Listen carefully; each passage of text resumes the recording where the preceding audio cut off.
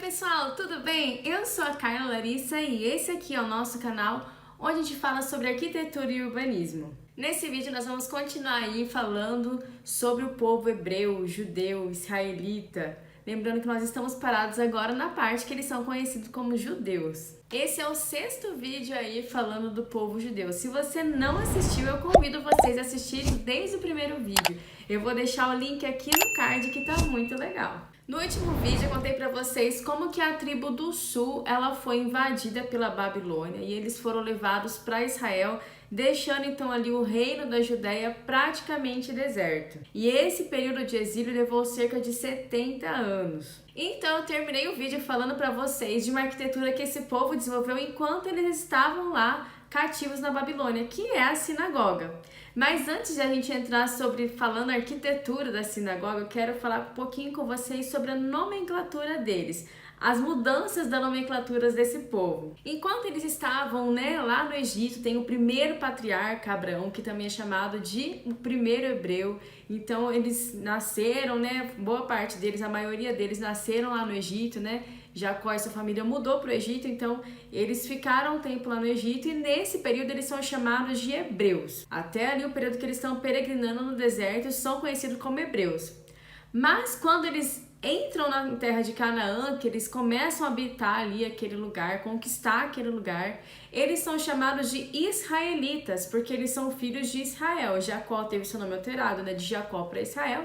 Então eles passam a ser chamados de israelitas. A partir do momento, que tem-se então a ruptura das tribos em Reino do Norte, Reino do Sul, o Reino do Sul, que é o reino da Judéia, que é o reino do povo da tribo de Judá, então era o reino de Judá, ou também conhecido como o reino da Judéia. A partir do momento que esse reino ele é invadido, ele é chamado de reino de Judá. Aí ele é invadido, o povo passa a ir lá, ficar na Babilônia, eles são levados cativos e ficam lá na Babilônia. A partir desse momento eles são conhecidos então como judeus. Então a partir de agora eu vou me referir a eles como judeus, tá? Então quando eu falar judeus, vocês sabem aí que são os descendentes dos israelitas, dos hebreus. Voltando agora então para a sinagoga, como eu já disse, em vídeos anteriores, esse povo, o povo desde os hebreus, até agora os judeus, eles foram sempre pautados pela religião monoteísta, adoração ao único Deus, Esse era um grande diferencial deles para outros povos ali da antiguidade, o monoteísmo, a adoração ao único Deus, Jeová. Então, isso marcou muito eles. E às vezes acontecia, deles adorarem a um Deus diferente. A Bíblia vai relatar que em vários momentos, acontecia deles se desviarem ali da adoração ao único Deus e adorarem a um outro Deus, fazendo a prática de idolatria. Mas sempre eles voltavam, voltavam de novo às suas origens, a herança dos seus antepassados, que é então a religião monoteísta, a adoração ao único Deus. E o simbolismo de toda essa fé, a gente percebe aí, falando sobre o povo ao longo do tempo, que tudo para eles tem um simbolismo, praticamente tudo as coisas são bem simbólicas ali para esse povo. E o simbolismo dessa fé toda é a Arca da Aliança, Vocês estão lembrados da Arca da Aliança? Se você não assistiu aos vídeos anteriores, a gente já falou sobre a Arca da Aliança lá nos vídeos anteriores. Nos primeiros vídeos no primeiro vídeo, gente, eu já falo sobre a Arca da Aliança. Então dá uma assistidinha lá, se você ainda não assistiu, para você ficar por dentro do que a gente está falando. Então a Arca da Aliança, ela era a representação dessa fé monoteísta, representação de Deus. E a Arca da Aliança ficava no templo, então o templo, além dele ser todo suntuoso, a gente já mostrou aqui no canal a arquitetura do Templo de Salomão, além dele ser, ter toda aquela arquitetura linda, maravilhosa, magnífica, que chamava atenção, a importância dele também para o povo, nessa questão da religião, era porque a Arca da Aliança estava ali dentro do templo. Então ali no templo eles faziam cultos, eles oravam, os levitas estavam ali, cuidavam de toda a parte do templo, de tudo referente ao templo, e tinha então os locais para oferecerem sacrifícios, para expiação dos pecados. E eles também faziam cultos, cultuavam a Deus ali, tinha louvores ali no templo. Então tudo, relacionado à religião, à prática dessa religião, estava muito ligado, né, intrinsecamente ligado à figura do templo. Então, quando esse templo, né, o povo é levado lá, esse templo ele é destruído, né, não tem mais esse lugar onde o povo consegue fazer a prática dessa religião que havia sido ensinado lá desde o primeiro patriarca, né, Abraão. Então, para prestar o seu culto a Deus, eles precisavam de um novo lugar, porque não tinha mais o templo primeiro, porque eles estavam num lugar diferente do templo. O templo ficava em Jerusalém, eles estavam agora em outro lugar, na Babilônia. E também, mesmo se eles estivessem em Jerusalém, já não tinha, né, ou no reino de Judá ali, já não tinha mais a figura do templo, porque o templo ele foi, lembra, ele foi saqueado e ele foi queimado, completamente destruído pelos babilônicos. Então, essa figura, né, de um templo para fazendo, né, essa representação da fé, e aí esse espaço, né, para eles estarem fazendo aí os seus rituais de culto, eles vão fazer através da sinagoga. Então, lá na Babilônia, né, não se tem um consenso, né, assim, imagina-se, né, que seja isso. Muitos historiadores pesquisaram e imaginam, né, não há, assim, uma certeza exata, né, mas é o de mais provável que se tenha, é que a sinagoga ela tenha nascido então lá na Babilônia e nasceu para suprir aí a falta desse templo, porque vocês lembram quando eles estavam lá em Judá, né? Mesmo quando era o reino inteiro, né? As duas tribos elas eram um único reino, né? O reino todo de Israel. Todo mundo, gente, pelo menos uma vez por ano peregrinava para irem até o templo, oferecerem sacrifícios a Deus, oferecer culto a Deus. E aí, então, quando não tem mais esse templo, né, para vocês verem a importância do templo, né? Pelo menos uma vez por ano, todo mundo tinha que ir, né? A família inteira tinha que ir lá no templo, né? Naquele espaço físico ali do templo. Então, a figura, né, de um lugar para estar fazendo isso, para o povo se reunir e estar cultuando a Deus, é muito importante para os judeus. Então, é lá na sinagoga que eles vão fazer na Babilônia, né? Eles não têm esse espaço, eles vão então montar esse lugar, esse lugar físico chamado de sinagoga, para eles estarem aí fazendo seus rituais de culto. E a palavra sinagoga, ela significa já reunião. Então lá o que eles faziam, né? Que culto que eles faziam? Era exatamente igual ao que eles faziam no templo? Não era, porque por exemplo, o sacrifício de animal tinha um espaço específico no templo para essa prática. Lá na sinagoga não tem isso, né? Eles deixam, né, nesse período de tempo aí que eles estão no cativeiro babilônico, eles deixam de fazer então o ritual de sacrifício de animal e o que eles passam a fazer na sinagoga é apenas adoração, a oração, louvores e também o estudo das leis de Moisés, né, que eles chamam de Torá. Eles estudavam e tinha uma pessoa que dirigia tudo isso, né? Lembra que lá no templo a gente tinha a figura muito importante do sacerdote e dos levitas que cuidavam de toda a liturgia ali do culto realizada no templo? Agora, na sinagoga, quem vai ser responsável, né, por tudo isso é uma pessoa chamada de escriba, ou também, né, pode ser chamada de rabino. Né? Mas ali, principalmente nos tempos mais antigos, é mais comum que essa pessoa seja chamada de escriba. Então, no templo, não vai haver mais o sacrifício. O sacrifício, ele passa a ser substituído pela leitura das leis de Moisés, né? Pela leitura da palavra de Deus. Gente, isso ficou tão forte que até os dias atuais é assim. Né? Atualmente o povo não faz mais sacrifícios de animais, né? Atualmente eles se reúnem nas sinagogas, né? Nos dias atuais eles se reúnem nas sinagogas para fazerem apenas, né, adoração, o culto a Deus, a leitura da Bíblia, né? O estudo da Torá, né? Porque a Bíblia deles lá, né? Principalmente mais naquela época, na antiga, né? Era a Torá, mais importante, as leis de Moisés.